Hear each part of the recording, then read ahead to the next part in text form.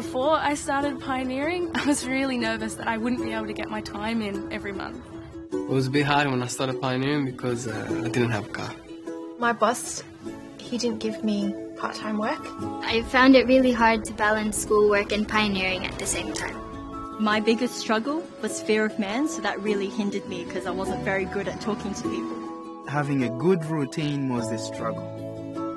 My brother and I are the only ones in the truth. My family didn't understand why we wanted to go preaching. I didn't think that I'd make a good pioneer. I've had type 1 diabetes since I was 5, so I was always worried about whether or not I could balance that health condition with pioneering. Challenges don't seem that big now, but back at that time they were a really big deal. But the coolest thing was how Jehovah helped me. Prayer to Jehovah helped me overcome my fears.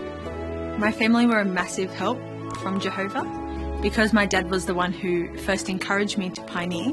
When I did start pioneering, he promised that I would have the full support of my family.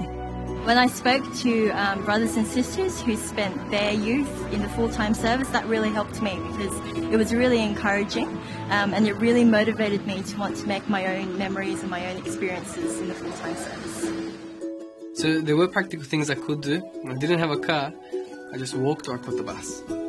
I had to work out what my priorities were first, so I had to find out how many hours did I have to go witnessing every week. So then I just sat down and I looked at every day and planned out which days I could go witnessing, which days I had to go to school, and also allocate time so that I could do my homework and study. Having a schedule was really good because I could see it all out in front of me and I could see that the hour requirement was actually attainable, so that made it a lot less daunting. I first set short-term goals of pioneering in the special months of activity. Then I was able to begin continuous auxiliary, and then eventually I started regular pioneering. One of the best things I did to prepare myself for pioneering was to auxiliary pioneer beforehand. It really set me up to be able to overcome any challenges that I faced while I was pioneering. I thought about Malachi 3:10. I knew I trusted in Jehovah, but this was my chance to test him out. I prayed, put my trust in Jehovah, and put my application in. After my form was in for pioneering, a brother called me and offered me work. I had unemployment for 3 months, which wasn't a good time. But during that time, I had Jehovah as my main focus, and so he supported me and he didn't let me down. Asking brothers and sisters to come and work with me maybe on days that I knew that I wouldn't get as much support really helped. That helped me to organise my hours a little bit more, and also I'd get to know my brothers and sisters more as well.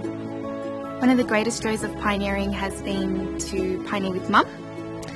And we had the privilege of going to the pioneering school together, which was really special. Psalm 16 verse 8 reminds me that Jehovah is right beside me. When I'm preaching, it's like Jehovah is holding my hand. So with full-time service, I love making Jehovah happy. With everything that he's given me, I'm finally able to give something back. Looking back, pioneering, it was the best decision I've ever made. It's opened up so many different avenues of service to Jehovah, and it helped me also to have that real desire to want to stay in full-time service. Helping someone on the road to everlasting life, it's the best feeling ever, and it's really irreplaceable. The only thing I can say, as a young person, start pioneering.